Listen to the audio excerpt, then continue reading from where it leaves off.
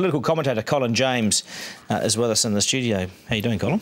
Kia ora, good, thanks. 500 members. I mean, some of these parties, if you can call them that, are effectively lying, if you like, not telling the truth to collect public money. I mean, it's fraud, isn't it? Potentially. Potentially fraud, yes, if that's what they're doing. And there should be some sort of audit, independent of the Electoral Commission or within the Electoral Commission, but a real audit of these are institutions which are looking for votes and looking for public money. Yes, there should be some controls. You think the audit should perhaps be taken out of the Commission?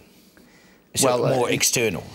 Well, it depends on how you build the Commission, and potentially the Commission ought to be able to do it. But from listening to that track, it doesn't appear though the Commission's doing it very well. Speaking of matters electoral, we saw the recommendations this week around our electoral laws, bringing the threshold down to 4%, getting rid of the one-seat threshold, effectively bringing in more MPs if you win your seat.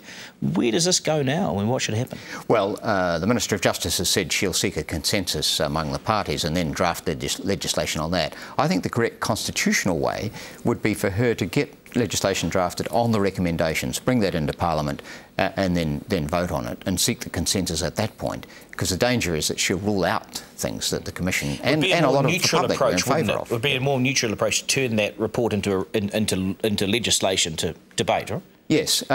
Elections belong to the people, not the politicians. Therefore, the Commission, in a sense, represents the people in this respect, and so you should stick to what the Commission does. And then, of course, Parliament in the end has to pass it. Yeah. You had some interesting thoughts and views on the interview with Anne Tolley around this new approach of looking after offenders, if you like. Well, I think she talked about a culture change inside corrections. I think there's been a culture change inside the National Party. It's slow, but it's been going on, I think, over the last 18 months, 2 years. I think there's also a culture change just beginning in the country at large, which is away from the lock 'em up and throw away the key to rehabilitation. Let's get these people back. A genuine change away from the Garth McVickers, do you think? Well, let's have real citizens that can actually contribute. This is hard stuff, though, and she used the word investment several times, and that ties in, that notion of investment approach ties into what the government's doing or approaching a welfare reform. They're using that word investment from which you get a return, and you think more carefully about the way things are done. And just finally, looking ahead to next week, which the Labour Party conference, which you will be at,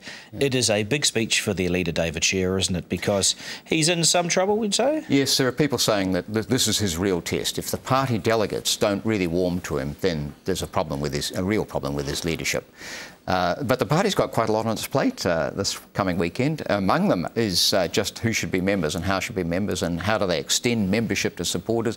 The other is developing a policy platform which they will require all MPs to sign up to. A rather high-level platform, but this is an interesting innovation. Oh, they're really going through some changes, aren't they? It's, for David Shearer's sake, they better not be changing the leader. Thank you, Colin James, and stay with us.